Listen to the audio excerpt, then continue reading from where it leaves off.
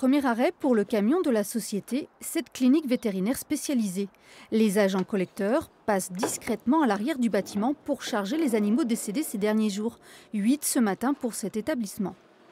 En termes de poids, c'est variable. Il peut y avoir des gros animaux, des gros chiens par exemple, qui vont monter à 40, 50 kg, ça arrive. Je crois qu'on en a un là d'ailleurs. Sinon, c'est beaucoup de chats, les nouveaux animaux de compagnie, donc les NAC. Donc ça, c'est plutôt petit. Donc après, c'est extrêmement variable. Le chariot, il est modulaire et on peut charger toute taille d'animaux dedans en fait. À bientôt.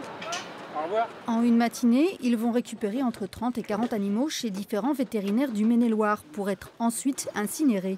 Un nouveau service dans le département qui répond à une demande des professionnels soucieux d'accompagner au mieux la fin de vie des animaux de compagnie.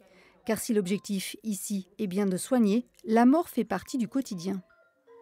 C'est indispensable. On ne peut pas travailler sans un service d'incinération animale privé qui nous permette de prendre en charge les corps des animaux de façon respectueuse. C'est quelque chose qui fait également partie de notre métier. On en a énormément besoin et de plus en plus. Avant, les corps n'étaient pas pris en charge forcément de façon individuelle. Maintenant, la demande des propriétaires et notre demande à nous vétérinaires, c'est d'avoir un service de prise en charge qui est vraiment spécifique aux animaux de compagnie. Un service de proximité qui permet de mieux accompagner les familles.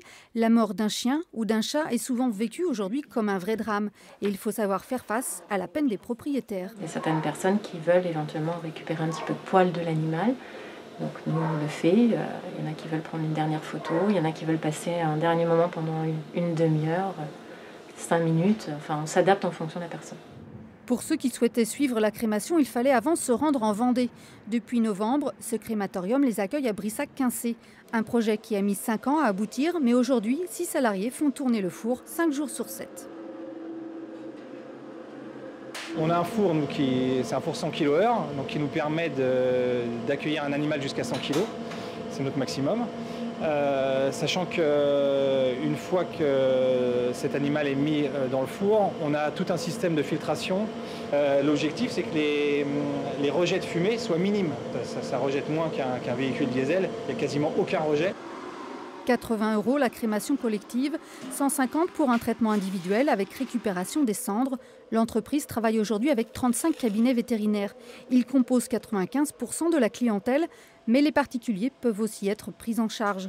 Chambre funéraire, cérémonie personnalisée et à l'extérieur, un jardin du souvenir. On a souhaité créer un jardin cinéraire qui nous permet de proposer aux propriétaires de pouvoir disperser des cendres dans les puits de dispersion, de pouvoir se recueillir quand ils le souhaitent dans un jardin végétalisé, puis proposer aussi un mur columbarium qui est quelque chose d'un peu innovant. Pour l'instant, l'entreprise fonctionne à 50% de ses capacités, mais la demande est croissante, notamment des vétérinaires exerçant dans les départements voisins. Un nouveau crématorium est déjà prévu à Tours en 2023.